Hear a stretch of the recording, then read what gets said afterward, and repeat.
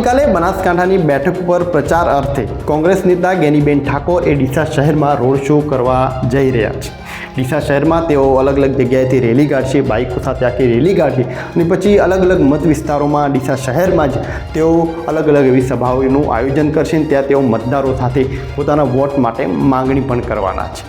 વાત કરવી છે આ રોડ શોની, કેમ કે દર ચૂંટણીમાં તમે જુઓ તો ચૂંટણીના પ્રચાર માટે નેતાઓ રોડ શોનું ભવ્ય આયોજન કરતા હોય છે। એ પછી કોઈ પણ પાર્ટી હોય, ભાજપ હોય કે કોંગ્રેસ, દરેક પાર્ટીમાં તમને આ રોડ શોનું આયોજન જોવા મળતું હોય છે અને એ રોડ શોમાં એનું પ્રચંડ સમર્થન પણ જોવા મળતું હોય છે। ક્યાંક એને પોઝિટિવ રીતે જોઈએ તો ક્યાંક એ સારી એવી બાબત રીતે જોવા મળતું હોય છે। નેતાઓ માટે એક સારો એવો માહોલ બની જતો હોય છે।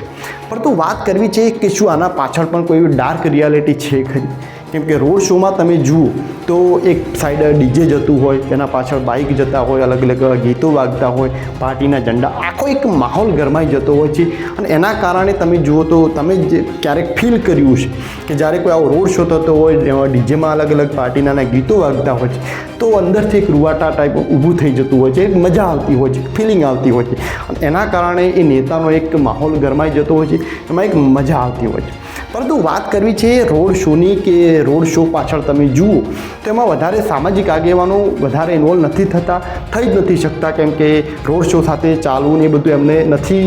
રિલેટેબલ થતું। જ્યારે એમાં વધારે હોય છે એ યુવાનો હોય છે અને યુવાનો સાચા અર્થે પ્રચારના અર્થે નથી આવતા, એ ખાલી એક માહોલના લીધે જોવા આવતા હોય છે અને એમાં એમને મજા આવતી હોય છે અને ડીજે હોય એટલે યુવાનો હોય એ વાત રહેલી જ હોય છે। એટલે આ બધું જે છે એના પાછળના તમે જો નુકસાન જુઓ તો ક્યાંક એનું નુકસાન એ રહેલું છે, રોડ શોનું નુકસાન એ રહેલું છે કે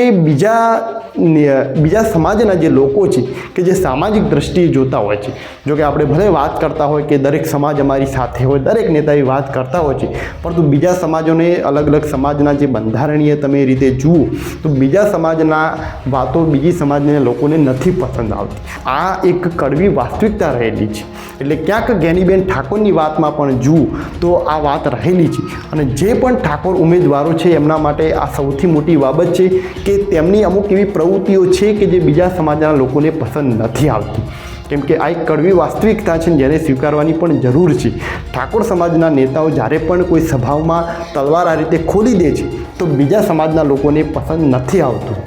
આ વાત એક ગ્રાઉન્ડ લેવલ ઉપર જો તમે સાંભળો તો તમને સમજાઈ જશે કે આ વાત સાચી છે કે ખોટી, કેમ કે મેં અનેક એવા લોકો સાથે વાતચીત કરી, અમુક એવા અલગ અલગ સમાજના લોકો સાથે અમુક ગ્રાઉન્ડ લેવલ ઉપર જઈને જ્યારે મેં જાણ્યું તો પાટણ બેઠક ઉપર હોય, બનાસકાંઠાની બેઠક હોય, જે પણ અમુક એવી બેઠકો છે કે જ્યાં કોઈ પણ સમાજનો નેતા હોય એ કોઈ એવી અલગ રીતે પ્રવૃત્તિ કરે છે તો બીજા સમાજના લોકોને પસંદ નથી આવતું ને એના કારણે એમની લાગણી ક્યાંક દુભાતી હોય એવું પણ લાગતું હોય છે। 2022ની વિધાનસભાની ચૂંટણી તો જો તમને યાદ હોય તો ડીસા વિધાનસભામાં પ્રવીણભાઈ માળી હતા અને એમની વિરુદ્ધમાં અપક્ષ ઉમેદવારી તરીકે લેપજીભાઈ ઠાકોરે જ્યારે ઉમેદવારી નોંધાવી હતી તો એ સમયે એક મોટી વાત હતી કે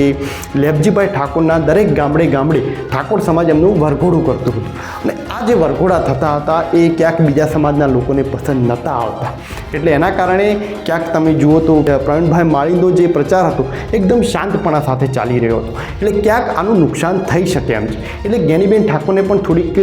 ક્યાંક એને ધ્યાન રાખવાનું જરૂર છે। ગેનીબેન ઠાકોરને અમુક બાબતોનું ધ્યાન રાખવાનું ચોક્કસપણે જરૂર છે કે ક્યાંક એવું કોઈ કાર્ય ન થઈ જાય કે જેથી બીજા સમાજની લાગણી દુભાઈ શકે અને આવનારી આ લોકસભાની ચૂંટણીમાં એમને નુકસાન થઈ શકે એમ છે। કેમ કે રોડ શો એનું આખું એક પ્રચંડ સમર્થન જોવા મળતું હોય છે, એક માહોલ આખો ગરમાઈ જતો હોય છે તો લોકોને પસંદ આવતું હોય છે, ઉમેદવારોને પસંદ આવતું હોય છે, પણ બીજા સામાજિક દ્રષ્ટિએ જે લોકો જોઈ રહ્યા છે એમને કદાચ એ પસંદ નથી આવતું। આ વાત ગ્રાઉન્ડ લેવલ ઉપર અમે સમજી છે ને એના આધારે આ વાત હું તમને કહી રહ્યો છું। જો કે આ વાત તમને પણ કદાચ થોડીક સમજાઈ ગઈ છે કે કઈ રીતનો માહોલ હોય છે ને એમાં ક્યાંક આ વાત પણ સાચી રહેલી છે।